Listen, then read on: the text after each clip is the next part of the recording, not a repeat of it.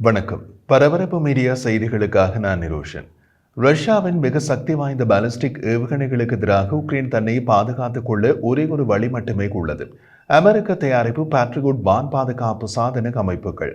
அமெரிக்க ஜனாதிபதி Donald Trump இப்போது உக்ரைனுக்கான ராணுவ ஏற்றுமதியை இடைநிறுத்துவதால் விரைவில் உக்ரைனிடமுள்ள பேட்ரியோட் வான் பாதுகாப்பு சாதன அமைப்புகளின் வெடிப்பொருட்கள் தீர்ந்துவிடலாம்.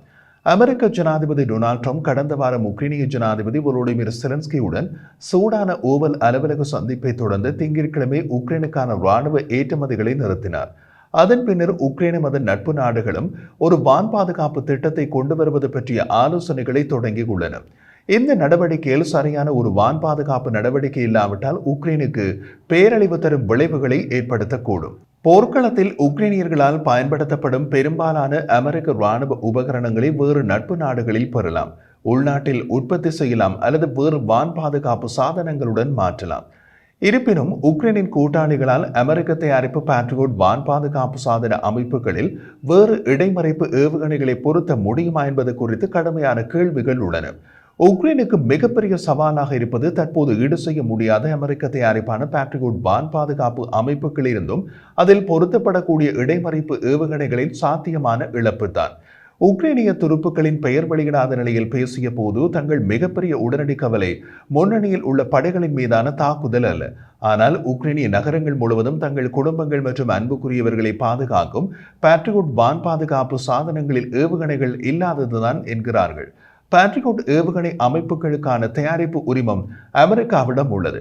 மேலும் அவற்றுக்கான ஏவுகணை உற்பத்தியும் அமெரிக்காவில் தான் செய்யப்படுகிறது. பல ஐரோப்பிய நாடுகளுக்கு இவற்றை மீண்டும் உருவாக்குவது மிகவும் சவாலானது என்று அமெரிக்காவை தளமாக கொண்ட மோதல் கண்காணிப்பு அமைப்பு சர்வதேச போர் ஆய்வு மையத்தின் ஆய்வாளர் கெடரினா ஸ்பெடனென்கோ கூறினார். பேட்ரியோட் வான் பாதுகாப்பு சாதனங்கள் உக்ரைனுக்கு அமெரிக்கா வழங்கிய உபகரணங்களில் அதி உயர்ந்தது மற்றும் அவை உக்ரைனின் வான் பாதுகாப்பில் முக்கிய பங்கு வகிக்கின்றன. உக்ரைனிடமுள்ள வான் பாதுகாப்பு அமைப்புகளில் ரஷ்ய பாலிஸ்டிக் ஏவுகணைகளை எதிர்கொள்ளும் திறன் கொண்ட ஒரே அமைப்பு இதுதான். உக்ரைனை பாலிஸ்டிக் ஏவுகணைகளில் இருந்து பாதுகாப்பதற்கான ஒரே அமைப்பில் வெடிப்பொருட்கள் இல்லாதது மிகப்பெரிய ஆபத்து என்று உக்ரைனிய பிரதமர் டெனிஸ் மிகால் கூறினார். ரஷ்யாவின் உக்ரைனை பயமுறுத்துவதற்கான மற்ற எல்லா வழிகள் அனைத்தையும் உக்ரைனில் உள்ளவற்றை வைத்து நாங்கள் தடுக்க முடியும். உக்ரைனில் எங்களிடம் உள்ள பல சாதனங்கள் இங்கே தயாரிக்கப்பட்டவை அல்லது எங்கள் நட்பு நாடுகளிடமிருந்து பெறப்பட்டவை என்று ஸ்மிகால் மேலும் கூறினார். ரஷ்யா தொடர்ந்து உக்ரைனை நோக்கி பாலிஸ்டிக் மற்றும் குரூஸ் ஏவுகணைகளை ஏவி வருகிறது. மேலும் நகரங்கள், எரிசக்தி உள்கட்டமைப்புகள் மற்றும் பொதுமக்கள் இலக்குகளை வாரந்தோறும் தாக்கி வருகிறது. கடந்த கோடையில் அது உக்ரைனில் உள்ள குழந்தைகள் மருத்துவமனையை தாக்க ஒரு குரூஸ் ஏவுகணையை ஏவியது. அதனால் ரஷ்ய தாக்குதல்களுக்கு பொதுமக்கள் இலக்குகள் விதிவிலக்கு அல்ல. பாலிஸ்டிக் ஏவுகணைகள் ஒரு வளைந்த பாதையை பின்பற்றுகின்றன. அவை பூமியின் வளிமண்டலத்திலிருந்து வெளியேறி வளிமண்டலத்தில் மீண்டும் வந்து அதன் இலக்கை நோக்கி செல்கின்றன. அவை மிக அதிக வேகத்தில் பயணிக்கின்றன. இதனால் இடைமறைப்பது மிகவும் கடினமாகிறது. மறுபக்கத்தில் குரூஸ் ஏவுகணைகள் விமானம் போன்ற ஜெட் என்ஜின்களால் இயக்கப்படுகின்றன. அவை வான் அல்லது கடலில் இருந்து ஏவப்படலாம். மூன்றாவது வான் அச்சுறுத்தல்கள் ஆளற்ற விமானங்களின் வடிவில் வருகின்றன. அவை அளவில் சிறியதாகவும் குறைந்த உயரத்தில் தாழ்வாக பறப்பதாலும் அவற்றை கண்டறிவது கடினம். மேலும் இப்போது சில ஆளற்ற விமானங்கள் அதிக வேகத்திலும் பயணிக்கின்றன. அதே நேரத்தில் மாஸ்கோ தனது ஏவுகணை கையிருப்புகளை அதிகரித்து வருகிறது. ஈரான் மற்றும் வடகொரியா போன்ற நட்பு நாடுகளிடமிருந்து ரஷ்யா அதிக வெடிப்பொருட்களை பெறுகிறது. உக்ரைன் கையிருப்பில் எத்தனை ஏவுகணைகள் உள்ளன என்பதும் ஏற்கனவே பரைன் ஆட்சியில் இறுதி வாரங்களில் அமெரிக்காவிலிருந்து வழமையானதை விட அதிகளவான ஏவுகணைகள் வந்தனமா என்பதும் தெளிவாக தெரியவில்லை. அதே நேரத்தில் ட்ரம்ப் பதவியேற்ற பின் ஏதோ ஒரு கட்டத்தில் உக்ரைனுக்கு ஆயுதங்கள் கொடுப்பதை நிறுத்துவார் என்பதை அனைவரும் அறிந்திருந்தார்கள். அதனால் உக்ரைனும் ஐரோப்பிய நண்பர்களும் மாற்று ஏற்பாடுகளை சிந்தித்திருக்க வேண்டும்.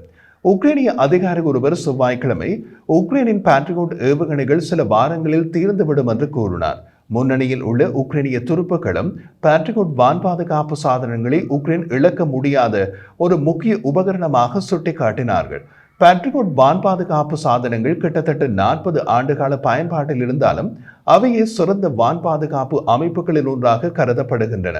அவை குரூஸ் மற்றும் ஹைப்பர்சோனிக் ஏவுகணைகள், குறுகிய தூர பாலிஸ்டிக் ஏவுகணைகள் மற்றும் விமானங்களை வீழ்த்தும் திறன் கொண்டவை. அவர்களின் செயல்திறன் மாஸ்கோவுக்கு பேட்ரியோட்களை உக்ரைனில் ஒரு முக்கிய இலக்காக ஆக்குகிறது. ரஷ்ய ராணுவம் பலமுறை பேட்ரியோட் அமைப்புகளை குறிவைத்து தாக்க முயன்றது. உக்ரைனுக்கு அதன் வான்வழியை திறம்பட பாதுகாக்க 25 பேட்ரியோட் அமைப்புகள் தேவைப்படும் என்று செலன்ஸ்கி கடந்த காலத்தில் கூறினார். துல்லியமான எண்ணிக்கை மற்றும் அவற்றின் இருப்பிடங்கள் ரகசியமாக பாதுகாக்கப்பட்டாலும் உக்ரைனின் தற்போது சுமார் 6 பேட்ரியோட் வான் பாதுகாப்பு சாதனங்கள் உள்ளன என்று நம்பப்படுகிறது. பாதுகாப்பு வட்டார தகவல்களின்படி உக்ரைன் அமெரிக்காவிடமிருந்து 3 அமைப்புகளை பெற்றுள்ளது. ஒன்று ஜெர்மனியிலிருந்து, ஒன்று நெதர்லாந்திலிருந்து, ஒன்று மற்றும் ரொமேனியாவிலிருந்து பெறப்பட்டது.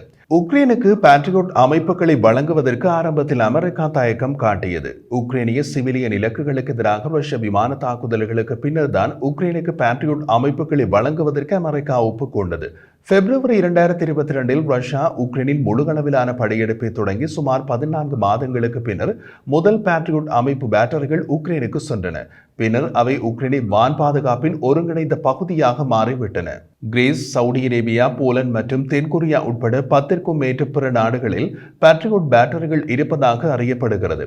ஆனால் அவர்கள் எதிர்கொள்ளும் அச்சுறுத்தல்கள் காரணமாக அவற்றை உக்ரைனுக்கு அனுப்ப தயங்குகிறார்கள். உக்ரைனிய ராணுவம் பேட்ரியோட்களை மிகவும் திறம்பட பயன்படுத்தி வருவதாகவும் ஹின்சல் ஹைப்பர்சோனிக் ஏவுகணைகள் போன்ற இடைமறைக்க இயலாதவை என்று மாஸ்கோ கூறிய ஏவுகணைகளை சுட்டு வீழ்த்தியதாகவும் ஆய்வாளர்கள் கூறுகின்றனர். ஆனால் இதற்கு பெரும் செலவு ஏற்படுகிறது. ஒவ்வொரு அமைப்புக்கும் சுமார் $1.1 பில்லியன் மதிப்பீட்டில் உக்ரைனுக்கு கூட்டாளிகளால் மிக விலை உயர்ந்த உபகரணமாக பேட்ரியோட்கள் உள்ளன. மூலோபாய மற்றும் சர்வதேச ஆய்வுகளுக்கான மையம் பேட்ரியோட் அமைப்புகளுக்கான ஏவுகணை சுற்றுகள் ஒவ்வொன்றும் கிட்டத்தட்ட $4 மில்லியன் மதிப்புள்ளவை என்கிறது. இது அதி உயர் விலை குறி. சில மாற்று அமைப்புகள் உள்ளன. நசாம்ஸ் மற்றும் ஐரிஸ்-டி போன்றவை குரூஸ் ஏவுகணைகள் மற்றும் ஆளற்ற விமானங்களுக்கு எதிராக பயனுள்ளதாக நிரூபிக்கப்பட்டுள்ளன. ஆனால் மேம்பட்ட ஹைப்பர்சோனிக் மற்றும் பாலிஸ்டிக் ஏவுகணைகளுக்கு எதிரான பாதுகாப்புக்கு வரும்போது அவற்றை பேட்ரியோட்களுடன் ஒப்பிட முடியாது. பேட்ரியோட்களை மாற்றீடு செய்யக்கூடிய ஒரு ஆயுதம் ஐரோப்பிய உற்பத்தியாளரான யூரோசாம் தயாரித்த SIMPT வான் பாதுகாப்பு அமைப்பு மட்டுமே. பேட்ரியோட்களைப் போலவே திறம்பட செயல்பட உக்ரைனுக்கு இந்த அமைப்புகளில் இன்னும் பல தேவைப்படும். ஆனால் SIMPT தற்போது பெரிய விநியோக சிக்கலில் உள்ளது. ஐரோப்பா உக்ரைனுக்கு அதிக உதவிகளை வழங்க வேண்டுமானால் SIMPT வான் பாதுகாப்பு அமைப்பின் விநியோக பிரச்சனைகளை தீர்ப்பது முக்கியமாகும். ட்ரம்ப் ஆட்சிக்கு வந்துள்ள நிலையில் பேட்ரியோட்கள் மட்டுமே உக்ரைனுக்கு உள்ள சிக்கல் என்று இல்லை. அமெரிக்கா உக்ரைனுக்கு பீரங்கி வெடிப்பொருட்கள், கவச வாகனங்கள், கோவிட்சர்கள் மற்றும் ஹைமாஸ் மற்றும் ATACMS போன்ற ஏவுகணை அமைப்புகளை வழங்கி வந்தது. அவற்றை மாற்றீடு செய்யும் விதத்தில் ஐரோப்பிய தயாரிப்புகள் உள்ளன. உக்ரைனுக்கான உதவிகளை கண்காணிக்கும் கீல் இன்ஸ்டிடியூட் வெளியிட்ட தகவலின்படி உக்ரைனுக்கு ஐரோப்பாவிலிருந்து வந்த இராணுவ சாதனங்கள் அமெரிக்காவிலிருந்து வந்தவற்றுடன் ஒப்பிடத்தக்கது. உக்ரைனின் தேவைகளில் சுமார் 30% உள்நாட்டு உற்பத்தியை உள்ளடக்கியதாக செலன்ஸ்கி கூறியுள்ளார். அந்த விதத்தில் பார்த்தால் அமெரிக்க சப்ளை உக்ரைனின் தேவைகளில் சுமார் 35% என்ற அளவில் இருக்கலாம்.